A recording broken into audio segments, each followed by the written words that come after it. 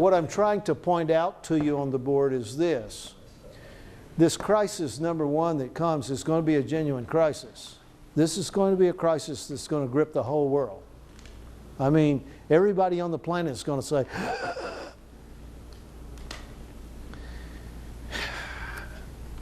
and Jesus is addressing this because he says, famine, pestilence, earthquake, war, etc., nation against nation, kingdom against kingdom. We got basically all of this in the brew right now, all right? And then Jesus says, but the end is not yet. And it's amazing how many people just read right past that verse and they don't understand.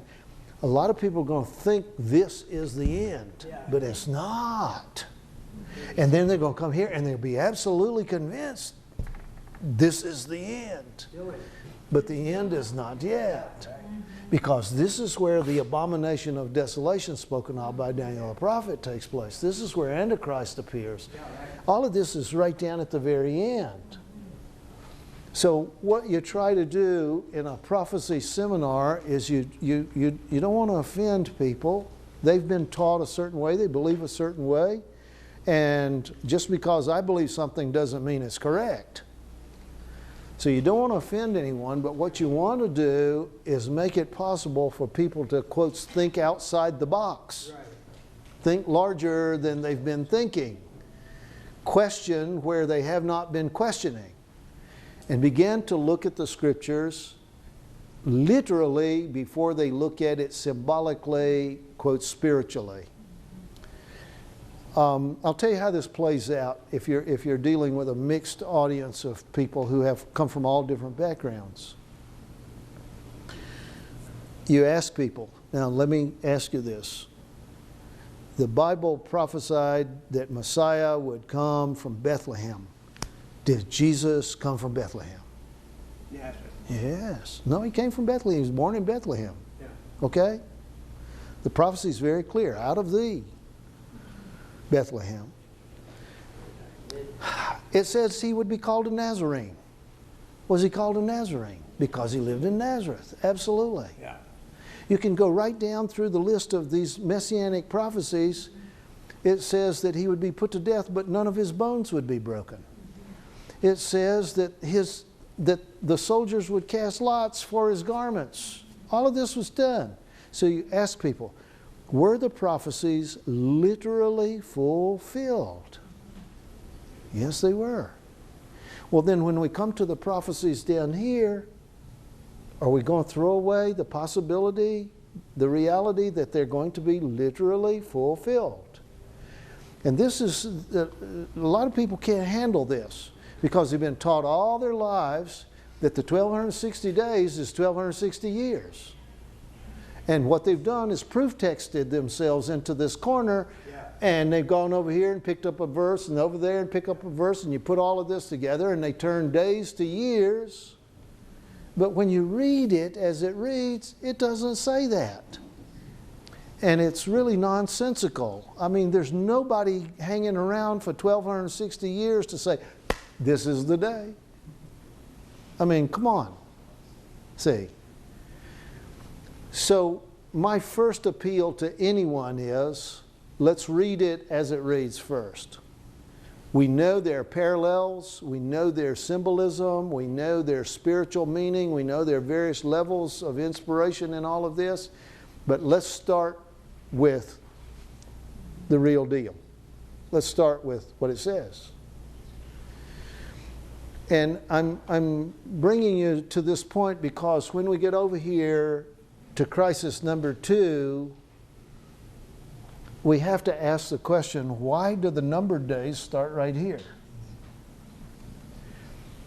And the numbered days never work out comfortably with the calendar that we have right now. Nothing works out comfortably on the calendar that the world observes right now. And so when we go back in the Bible, and we go back in the Bible, and we go back in history, what do we discover? That there was a time on this planet when a year was 360 days. I'm looking at you. How can we know that? Because we have historical documentation around the globe, continent to continent, of ancient civilizations and their calendars. Talk about the Mayan calendar, talk about anybody you want to, the Babylonians and the Chinese and on and on. It can be demonstrated that there was a time on this planet when a year was 360 days. Well, if the earth is going around the sun from A back to A in 360 days, then your orbit is what? It's pretty nearly circular. All right? So let's try to visualize this. Here's the sun, here's the earth, and we're going to go around in a year. 360 days in a year. You'll see in a minute why that's important to understand and know this. Same as a compass. But today, a year is not 360 days. We have ellipsed this orbit and added 5¼ days.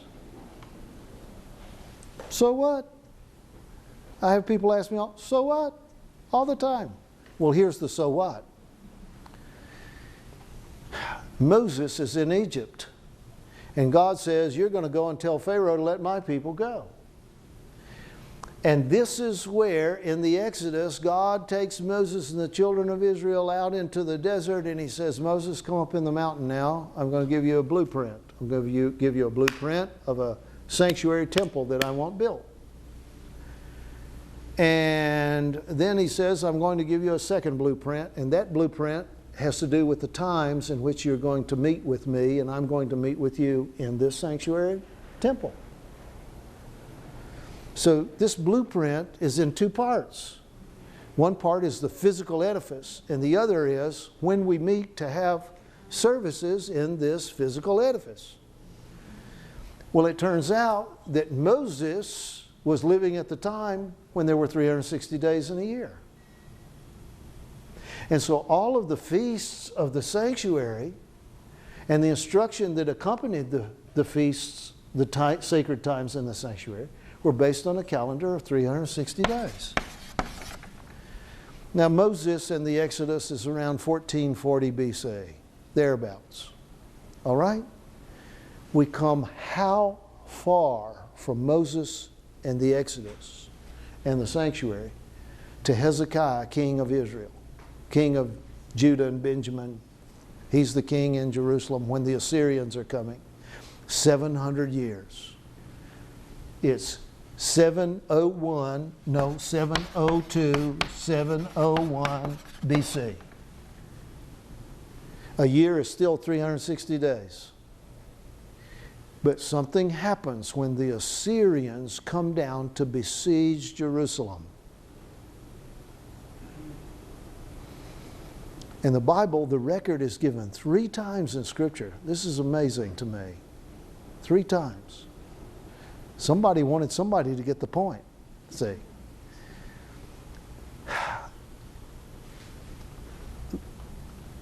Hezekiah is crying, he's praying, he's flat on the floor and he's boohooing and crying. And he calls Isaiah, Isaiah, go and pray for me and ask God, you know. And then this arrogant claim from the king of Assyria is pronounced in front of all the citizens of Jerusalem there, that your God's not going to protect you. He has no more power than the gods of the nations around about, and I've beat all of them up. And so God says, Isaiah, come in and you go tell Hezekiah to get up and stop crying because the battle's no longer his but mine. Now Hezekiah is a pretty smart fellow. He says, how do I know this is true?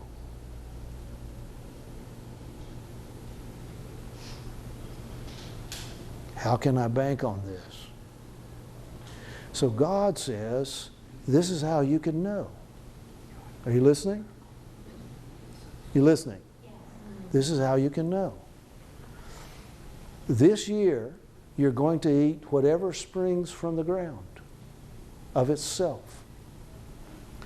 And the next year, you're going to eat that which springeth from the earth of itself. And in the third year, you will plant and eat. Now, if you really didn't get the drift of that, this is year 49 in sanctuary timing. And this is Jubilee.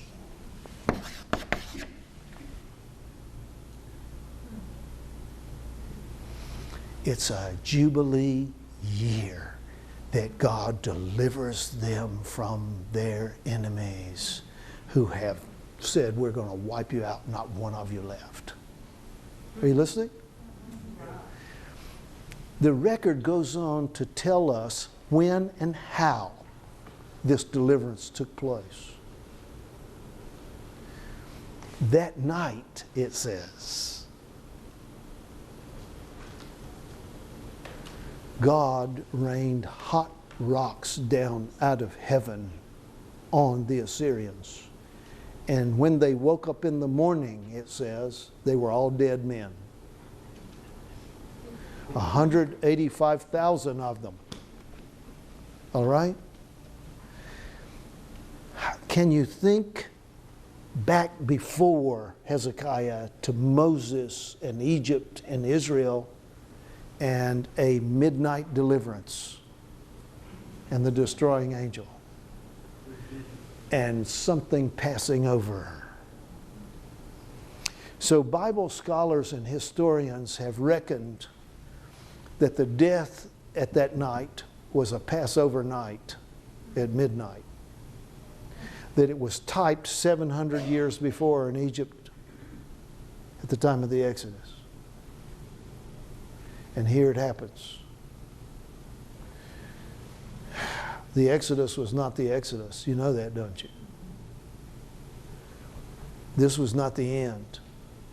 So maybe we have type, and I'm asking you to look at this and understand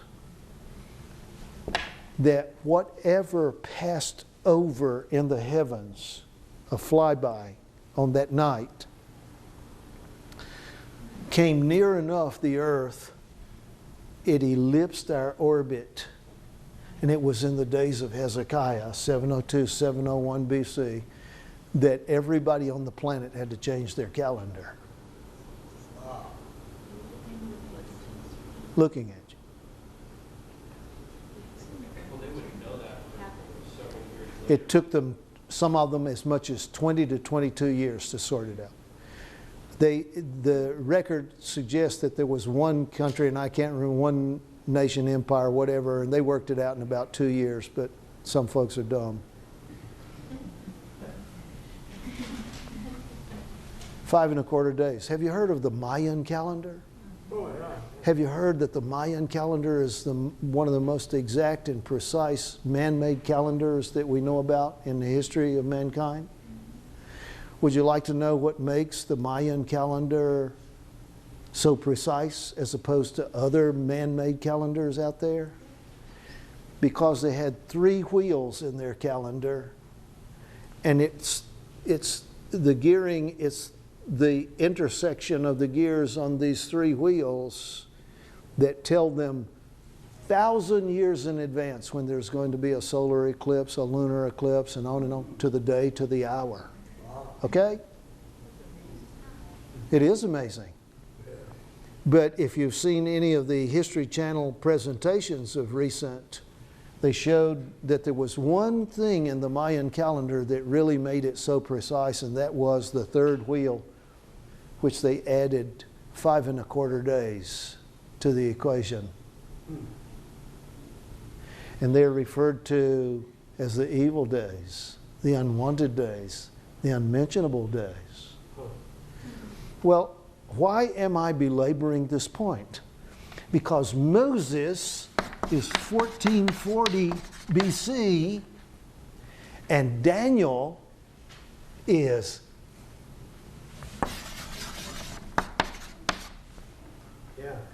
and Daniel is receiving visions of the time of the end, and all of the times that he's given in the visions don't fit this calendar. They fit this calendar. I'm looking at you. And this becomes even more fascinating when you begin to read the book of Daniel.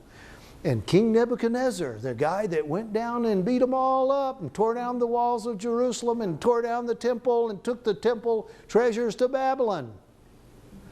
God steps into this picture and gives this pagan heathen king a dream. Yeah. You remember the great metallic image, head of gold, breast and arms of silver, and all of this kind of thing? None of the Chaldean wise men, soothsayers, magicians, or astrologers could tell the king the dream, but Daniel pleads and says, give us an opportunity to pray to God, to the one true God, because He reveals secrets.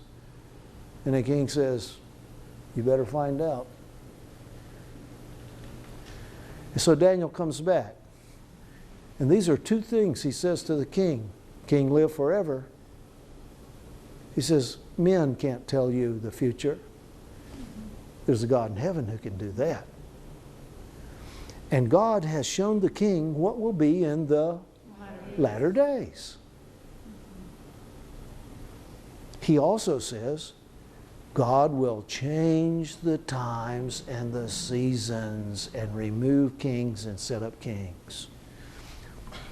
So I'm trying to tell you that in the Scripture, the clock has been tampered with. I'm talking about in the heavens. Things don't fit sanctuary time.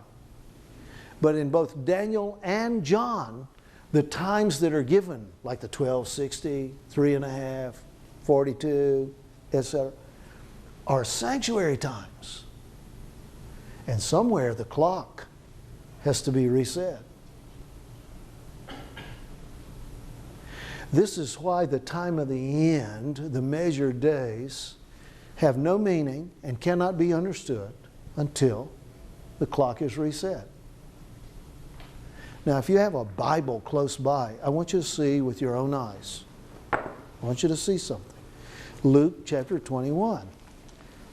Now, this is Luke, Dr. Luke, who was not one of the 12. He's a latecomer. But he's a very thorough kind of person. He's a doctor, and he goes around and he interviews multiple witnesses, and he says, I want to write this history, and I want to get the story straight, and so tell me how you remember it. And so Luke puts it together, and in the 21st chapter of the book of Luke, he is repeating Matthew 24 and Mark 13. This is the conversation of Jesus with the disciples about how to know when the time of the end has arrived. So I'm in Luke 21. Start in verse 5 with me. Come on, I want you to get your bearings so you can see we're talking about literal. Let's read it as it reads. Let's see what it actually says. And as some spake of the temple, how it was adorned with goodly stones and gifts, he said, that's Jesus. As for these things which ye behold, the days will come. Will, is that past, present, or future? It's future from then. Yeah. The days will come in the which there shall not be left one stone upon another that shall not be thrown down. Now you read that in Matthew and Mark, and it says the same thing except even more, to the point. The stones you're looking at, the day will come when there will not be one stone you see left standing on another.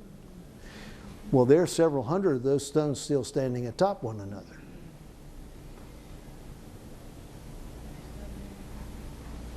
Prophecy is not totally good. No, of course not. Not if we're going to take Jesus at His word. If we're going to say prophecy must be literally fulfilled, as it has been, why won't it be this time? So Jesus said, not one stone will be left standing.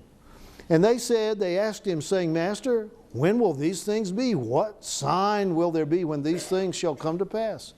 Now He goes into this catalog of signs. Take heed, don't be deceived. Many will come in my name, saying, I am.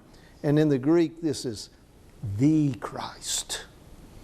I am the anointed, which is what Christ means. And the time draweth near. Go ye not therefore after them. Don't believe them, Jesus said. But when ye shall hear wars and commotions, Don't be terrified. These things must first come to pass. But the end, Matthew says, is not yet. Luke says, by and by. It's the same idea in the Greek. Then said he unto them, nation shall rise against nation, and kingdom against kingdom. That's where we started this morning. I said, hey, you can spin the globe. You can't just put your finger down anywhere and say, here's a nation and here's a kingdom. You wind up in the Middle East. Yeah, Middle East is. Oh, absolutely. I've tried. Okay? Nation against nation, kingdom against kingdom. Great earthquakes shall there be in various or diverse places, famines and pestilences. Now look at this, because it does not appear in Matthew. It does not appear in Mark.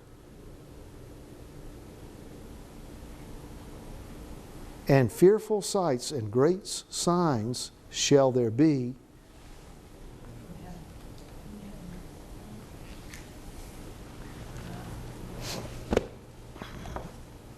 If I take Scripture as literally as I can, that God's going to change the times and the seasons, and then the time of the end will begin. If I take it as literally as I can, and it's given in a 360-day calendar, and we don't have presently a 360-day calendar, we're going to reset the clock. God's going to reset the clock. Now, if you want to know what it says literally in Daniel 12, but thou, O Daniel, shut up the words and seal the book, even till the time of the end, and many shall run to and fro, and knowledge shall be increased.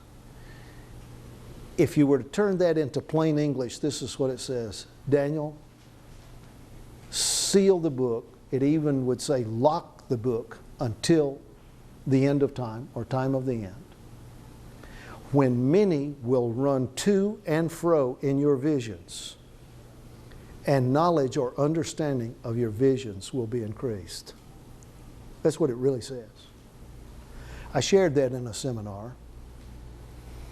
Someone got a DVD or a video somewhere over in Ohio, got into the hands of a guy that I had never met, never been to one of my seminars, but he saw the tape. Writes me this long letter. Types me this long letter. Introduces himself. He says, I'm fascinated. And he gives me a little bit of the circumstances about how he saw the video. Turns out this fellow is Amish. Really? And Amish are not supposed to see TV.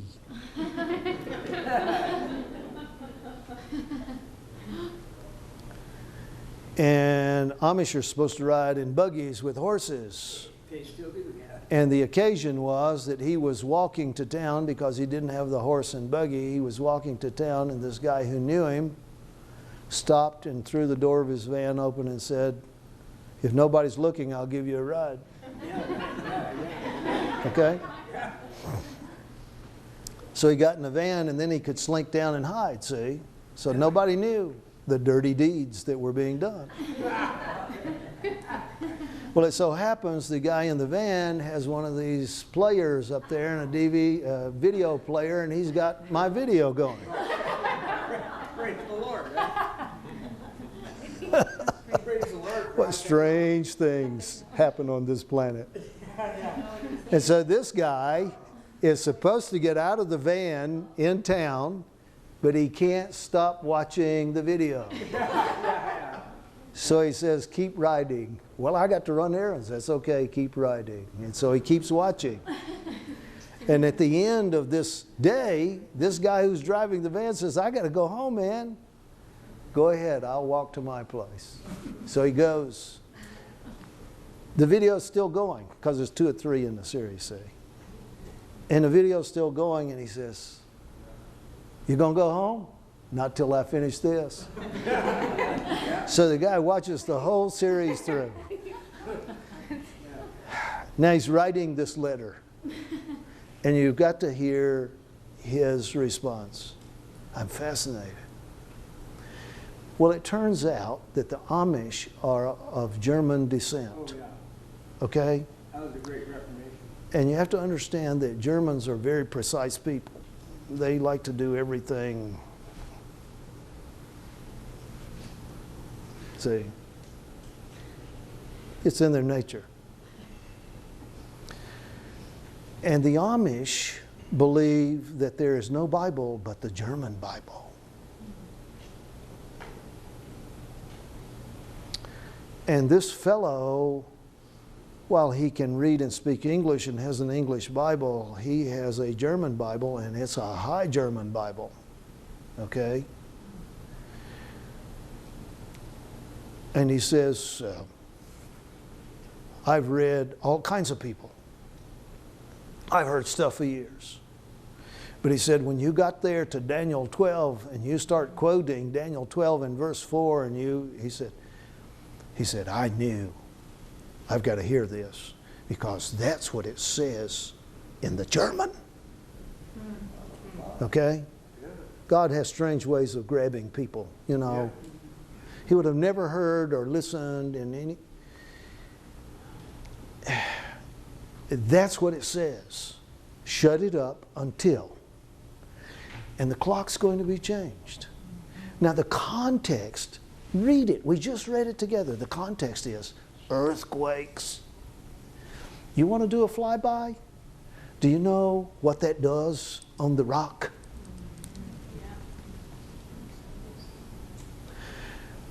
You're going to lengthen the calendar or shorten or abbreviate the calendar?